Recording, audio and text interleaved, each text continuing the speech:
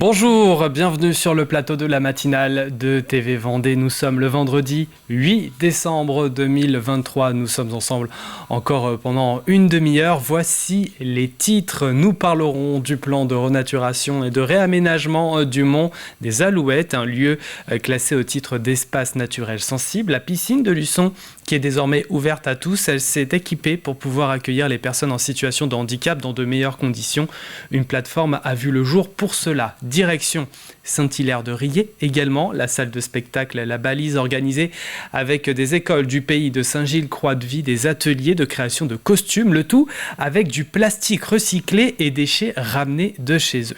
À suivre en deuxième partie, le plus de l'info, l'agenda du week-end, mais aussi l'extrait du jour. Il s'agit du passage du prochain Visage du sport. Il y a le jeu de la semaine, dernière chance pour remporter votre bouquet de chocolat offert avec notre partenaire Farandole cette semaine. Il faudra répondre à la question que je vais vous poser tout à l'heure. Le cinquième et dernier indice arrive également.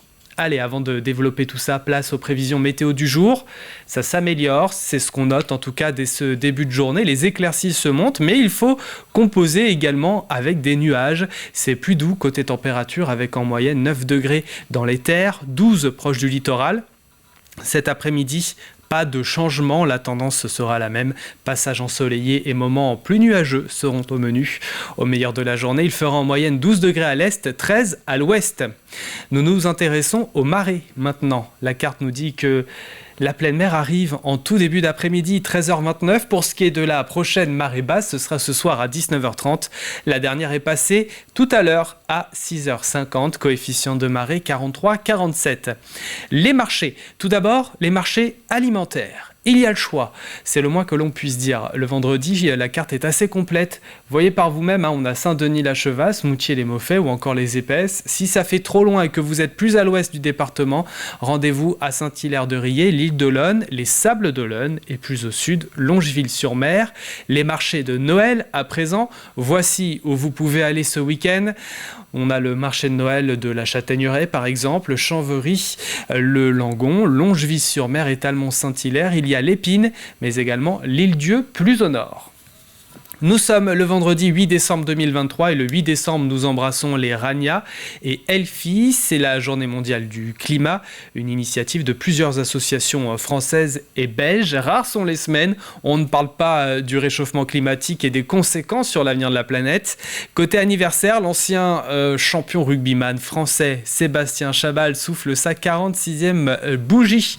Dans le domaine de la musique, nous avons celui de Camini mais aussi Philippe Catherine. Ils ont respectivement 44 et 55 ans. Notre-Dame de l'Avent, pluie et vent, tire ton bonnet sur tes dents. Ça, c'est pour le dicton du jour. Le soleil, quant à lui, va se coucher à 17h17. La nuit va tomber une minute plus tôt que ce jeudi. Voilà pour les quelques infos pratiques. Place à présent au journal 100% Vendée de la rédaction.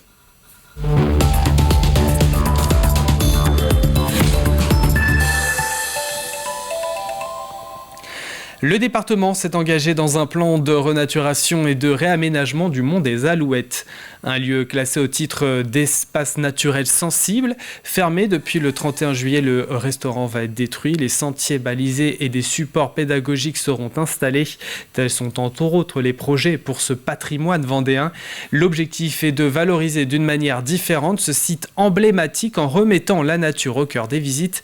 Plus de précisions avec le président du conseil départemental de Vendée, Alain Leboeuf. Il était au micro de Colline Davy.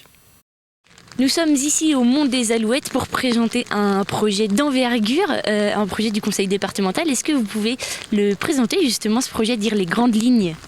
Oui, effectivement, vous le savez, le conseil départemental tient à préserver ces paysages. On a une chance inouïe sur le département d'avoir des paysages très très divers. Et puis, il y a un site que tous les Vendéens connaissent, c'est le Mont des Alouettes. Ici, il y avait jusqu'à présent un restaurant qui n'avait plus de vocation à exister. Pour nous, il était important de racheter ce restaurant avec comme seul projet sa déconstruction pour renaturaliser ici un espace naturel sensible où la biodiversité va reprendre ses lettres de noblesse. C'est un vrai projet pour la Vendée, c'est un totem pour la Vendée qui veut prendre soin de ces paysages et de la diversité biologique qui nous est offerte. C'est un projet qui doit concilier plusieurs thèmes. On parle biodiversité bien entendu, mais il y a d'autres enjeux autour du monde des Alouettes. Oui, effectivement, c'est un site historique aussi, c'est un site où on vient faire du sport aussi, c'est un site où on vient se promener. Il faut que nous puissions, encore une fois, préserver ce site, mais le rendre aussi très accessible. C'est ce que nous voulons.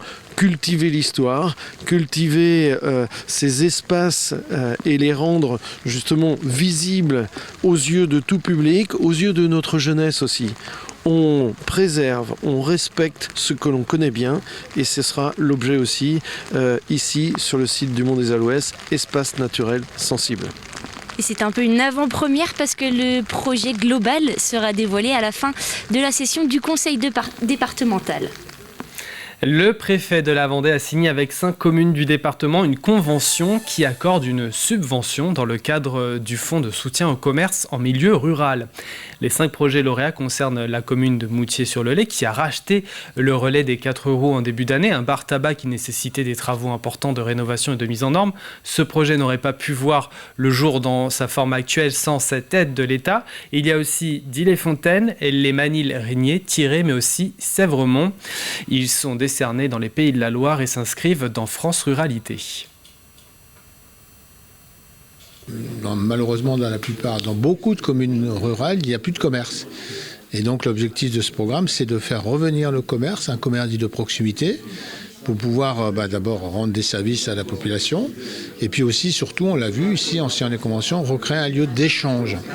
Ce qui est très important, c'est de pouvoir permettre aux gens de la commune, aux habitants de la commune, qui ne se connaissent pas forcément, notamment les jeunes qui arrivent, il y a quand même des communes qui sont en croissance démographique, de pouvoir créer ce lieu d'échange et le résultat est atteint. On a été très très fortement accompagné par les services de l'État sur 2 champs, une enveloppe importante pour un projet pour une petite commune de 842 habitants.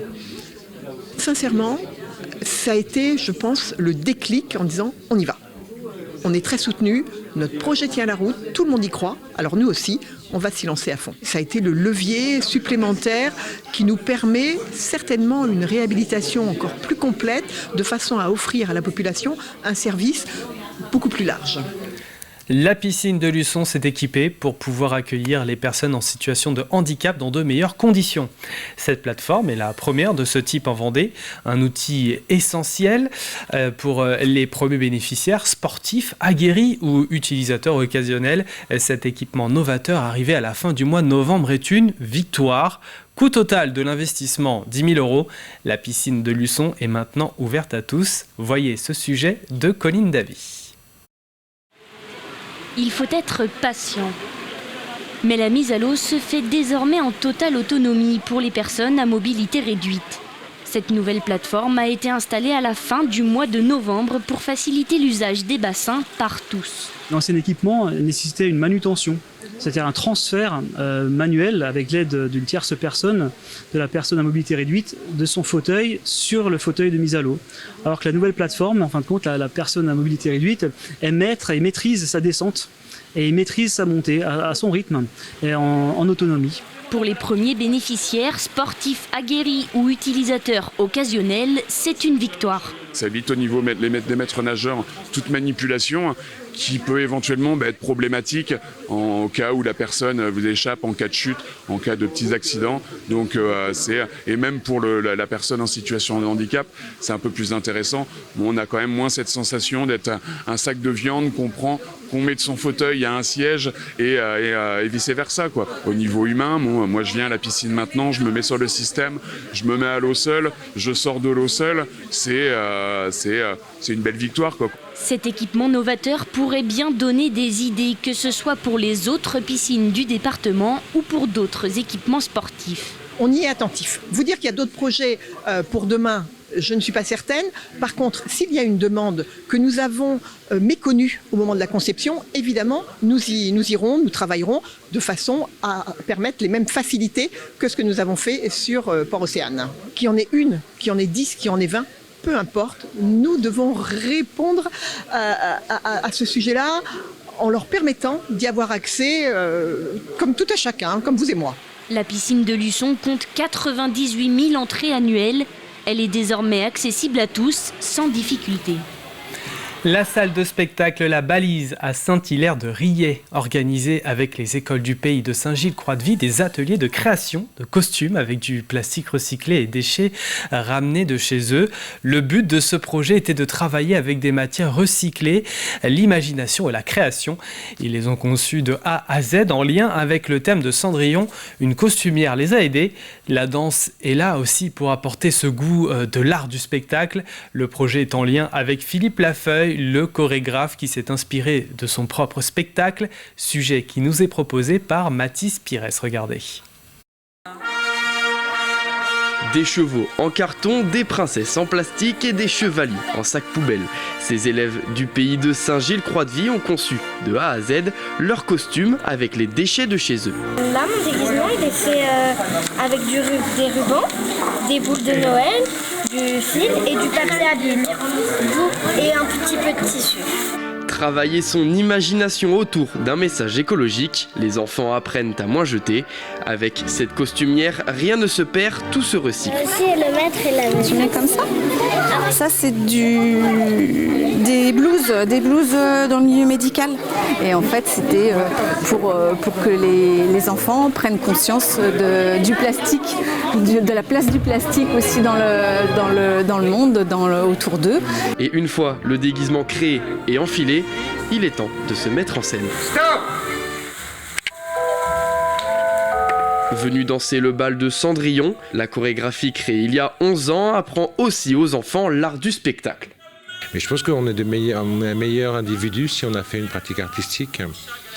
Et c'est pas seulement pour faire de l'art après, mais dans la vie, ça vous travailler le corps en danse, ça vous aide à vous positionner, à se tenir droit, etc. Le théâtre, ça aide à parler, à se présenter. C'est pas seulement des choses qui servent pour le spectacle, ça sert aussi dans la vie. Avec un message écologique derrière.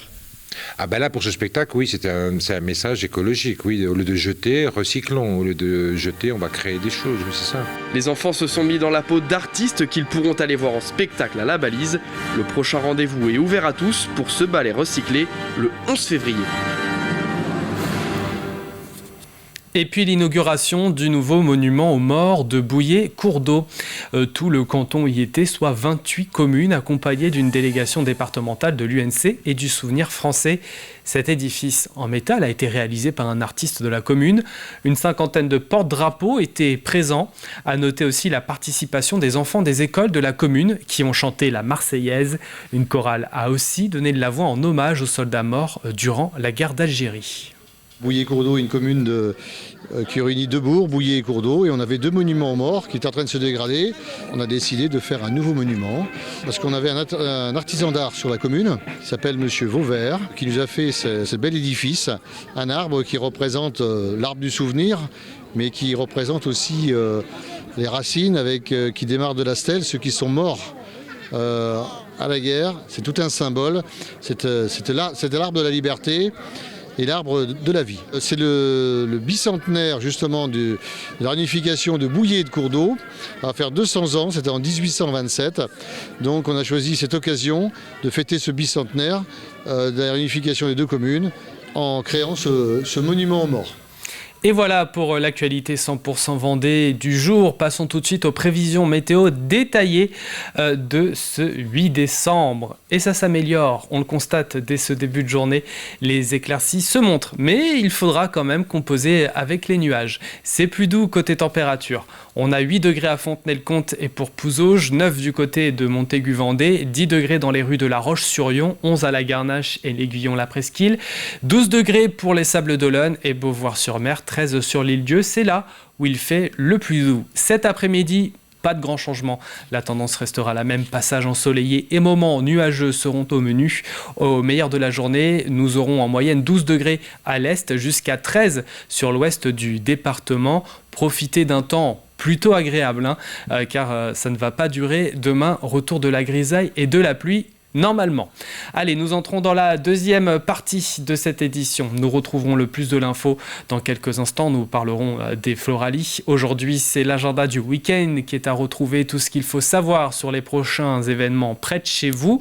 Ce vendredi, nous vous montrons un passage du prochain Visage des Sports qui sera d'ailleurs diffusé juste après la matinale du jour. Et nous terminerons bien entendu avec le jeu de la semaine, comme à chaque fin de demi-heure. Et nous vous offrons cette semaine un bouquet de chocolat avec notre partenaire Farandole. La question arrive, le 5e et dernier indice, donc dernière chance également. Mais avant tout ça, place au plus de l'info.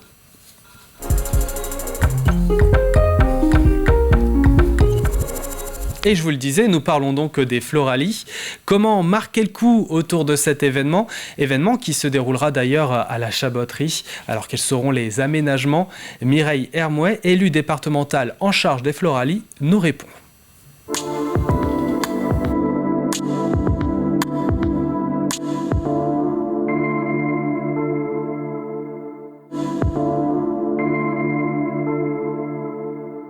L'objectif à travers cette manifestation exceptionnelle que sont les Floralies 2024, qui se dérouleront donc sur le site du domaine de la Chabotterie, c'est d'embarquer l'ensemble de la population, l'ensemble des Vendéens et des Vendéennes autour de cet événement.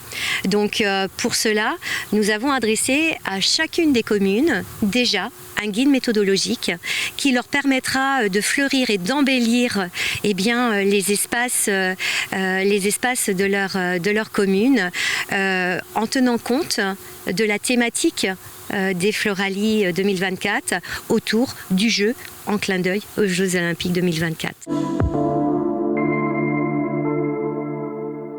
Nous avons lancé un appel à projet qui permettra de récompenser les propositions les plus innovantes, les plus remarquables, celles qui vont associer toutes les, tout le monde au sein de la commune, que ce soit les aînés, que ce soit les enfants, dans une logique également de développement durable, parce que là, c'est aussi pour nous le cœur de nos préoccupations.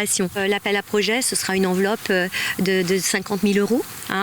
50 000 euros avec une distribution sur 30 projets qui pourraient être récompensés et avec une hauteur maximale d'aide à hauteur de 5 000 euros. C'est de dire que, même si vous ne répondez pas à l'appel à projet, mais que vous inscrivez malgré tout dans cette thématique de l'embellissement de votre commune aux couleurs des Floralies, vous recevrez la mascotte qui identifie en fait la commune comme étant partenaire de cette opération et de cette manifestation exceptionnelle.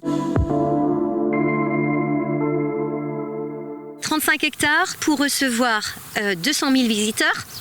C'est-à-dire 200 000 visiteurs en 10 jours, on est sur des jauges entre 25 à 30 000 visiteurs par jour. Donc évidemment, pour accueillir correctement ce public, il a fallu penser des aménagements sans dénaturer le site. Ces travaux d'aménagement ont commencé et je voudrais également aussi parler d'une structure qui, elle, sera pérenne, qui a été insufflée par le comité d'organisation des Floralies dans le cadre de sa scénographie, mais qui de nous deviendra demain un théâtre de verdure pour accueillir des spectacles et des animations culturelles dans l'écrin naturel des Floralies.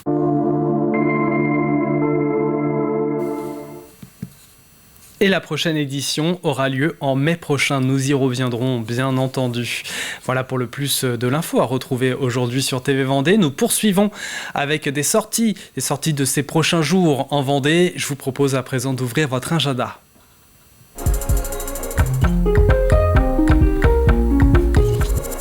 Alors, qu'y a-t-il au programme? Spectacle Fleurescence du côté de Poiroux, un événement à la médiathèque de Saint-Jean-de-Mont, une œuvre, un café à Malraux. D'autres rendez-vous sont prévus à Saint-Hilaire-de-Riez ou encore la Garnache et à La Roche-sur-Yon.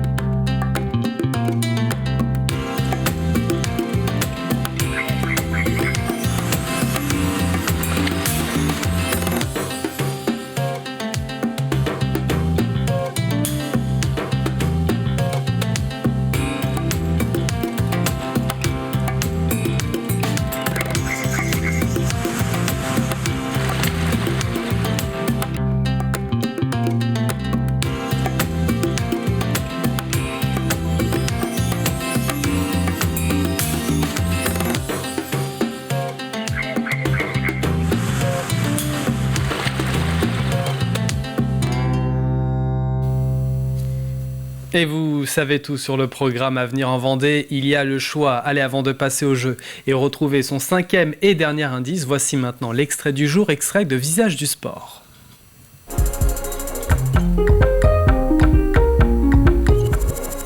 Aujourd'hui, nous partons à la rencontre de Joséphine, voltigeuse et entraîneur de voltige équestre. Présentation de la discipline, et vous allez le voir sur les images, ça demande un certain équilibre.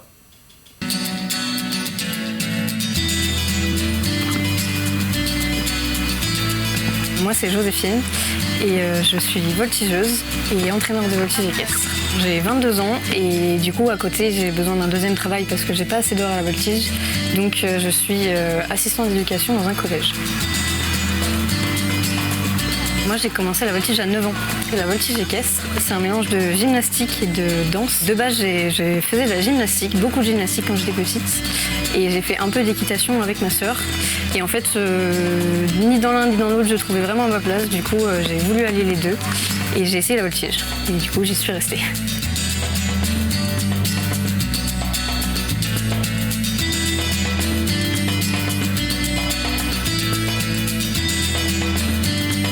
Qu'on soit gymnaste ou cavalier à la base, ça va beaucoup nous aider, que ce soit sur le lion avec le cheval, le ressenti qu'on a sur le cheval, ou alors le gainage du corps, les positions qu'on doit prendre dessus.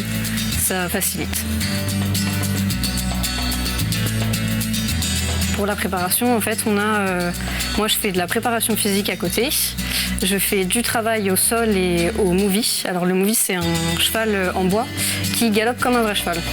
Du coup, on fait ça. En plus, on fait un peu de gymnastique et de la danse. Le movie, c'est très récent. C'est quelque chose qui est arrivé là ces 10 dernières années. Avant, ça n'existait pas. Et en fait, du coup, ça facilite parce qu'il n'y a plus l'appréhension du mouvement, en fait. Avant de monter à cheval, on a déjà fait les figures en mouvement, ce qu'on ne faisait pas il y a 10 ans. Il y a 10 ans, on avait juste ce qu'on appelle un tonneau, donc un faux cheval, mais qui ne bouge pas. Donc, c'était vachement plus compliqué quand on arrivait à cheval. On se rendait compte, en fait, que le mouvement, ça changeait beaucoup de choses. Là, du coup, on n'est plus préparé.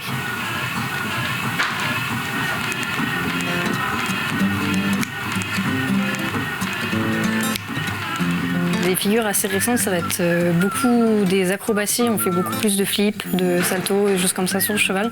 Parce qu'avant, on avait un peu moins. Du coup, on cherche aussi à faire des choses beaucoup plus instables et beaucoup plus impressionnantes pour le public. Ce qu'on ne faisait pas avant. Parce que déjà, se mettre debout pour le public, c'est déjà assez impressionnant. Et du coup, là, on en fait beaucoup plus. Nouveau numéro à retrouver dans son intégralité aujourd'hui sur TV Vendée, juste après la matinale d'ailleurs. Allez, avant de marquer une page de publicité et nous quitter, voici la question du jour, la question de la semaine même, à suivre le 5e indice.